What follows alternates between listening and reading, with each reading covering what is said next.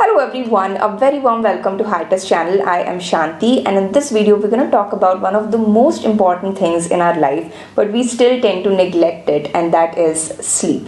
And especially if you are a competitive examination aspirant, then you must know that sleep is one of the most important factors which will affect your performance level, right? So what are the factors that affect your sleep? I believe that in the recent times, one of the biggest factor is mobile.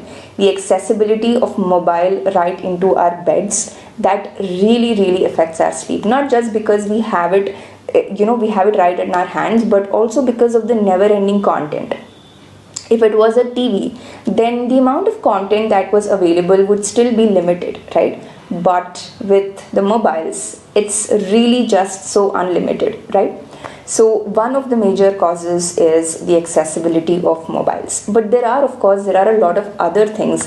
That one factor might be that you're having caffeine late into the night, right? So it is usually recommended that you don't consume coffee after 2 p.m. or 3 p.m. That is the most ideal.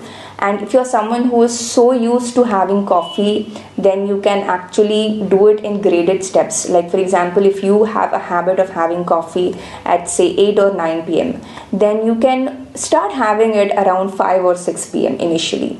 And then slowly you can cut it back to 2 p.m. or 3 p.m. So this is how you address any problem, in fact, not just coffee. And another problem is if you're staying indoors all night, then your body is sort of confused. So this is one of the factors that is affecting your circadian rhythm. Okay, so circadian rhythm, a bad circadian rhythm also affects in poor sleep. So there are a whole new factors that involve circadian rhythm. We can discuss about it in a different video. And another factor is anxiety. So the exam tension itself is a huge factor, obviously, but there can be other factors as well. For example, the environment in which you're studying. Is it comfortable for you, right? That is a huge factor. And what are the options that are available for you if you do not crack this exam? That is also like, this is some sort of cushioning, right? If you don't achieve this, then is there something to fall back on? That also is one factor which will affect your anxiety and eventually affect your sleep. So in this way, there are a lot of factors, and you have to understand what are the factors that are affecting you. So I will leave a list of factors that often affect sleep in a PDF file. You can check it out in the description. Now, once you identify what is the factor that is affecting you, then you have to take proper measures in order to ensure that that factor is not causing your poor sleep. Okay, but I want to discuss two important factors which I feel is something that a lot of you will be facing, and that is mobile, like I said before, mobile at night, and anxiety. Okay, so the first one, mobile at night, is it's not easy to let go of the mobile if you have the habit of looking at it at night. So what do is that you will have to find out another habit which can replace the mobile. So if you want mobile, it means that you want some sort of activity that's happening right before you sleep.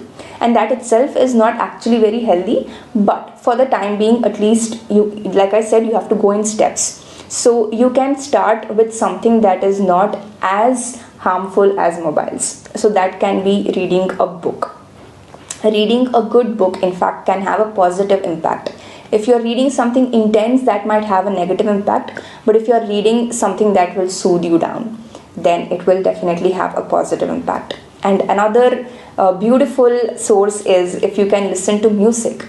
You can just put some music and you can keep a timer, and then you can drift off to sleep. It will switch off by itself and your sleep will be good. And in the same lines, another idea is you can listen to an audiobook. Another beautiful idea is to have a guided meditation session. There are a lot of apps that offer these guided sessions these days. You can make use of it, and that also means that you can just simply meditate by yourself for a few minutes. That will have a huge impact. In fact, I believe that the most ideal thing that you can do before you go to sleep is probably to meditate.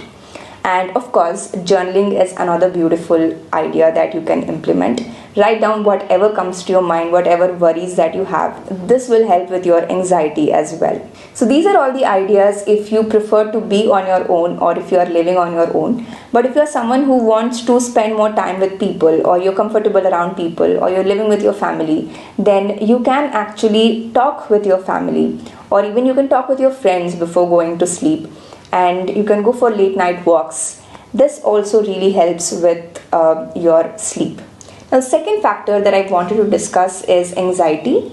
Now, if you are someone who has already understood that you're going through an anxious phase, then well and good, you are many steps ahead already as compared to someone who has not yet realized it. Alright, so what you do in that case is you first understand what is the underlying cause, because anxiety always has an underlying cause. It might be a mental issue. A mental issue doesn't mean a mental illness, okay? It can be as simple as not liking the place that you live, the people that you live with. Or it can be as simple as not liking the path that you are living on. Like maybe you don't like GATE at all. Maybe you don't like the competitive examination that you're preparing. So be very, very honest with yourself. Ask yourself these questions. Journaling will help you a lot in trying to figure out if there is any underlying cause of anxiety. And another underlying cause which is often ignored is actually nutritious food, lack of nutritious food. If you're not having good food, good healthy food, then you tend to have anxiety, frustration, and even depression. So make sure that you are having good food. So these are the two factors which affect sleep but are not really easy to understand. They're not straightforward like other factors. Like for example, caffeine at night, you shouldn't have it, so don't have it. Then you will have good sleep, right? So it is pretty straightforward. But these two factors are a little difficult. So I talked about these two factors, and I hope that this helped, and do implement it and let me know in the comments if it worked out for you. So this is all for today's video. If you did like it, then don't forget to like, share, subscribe, and comment.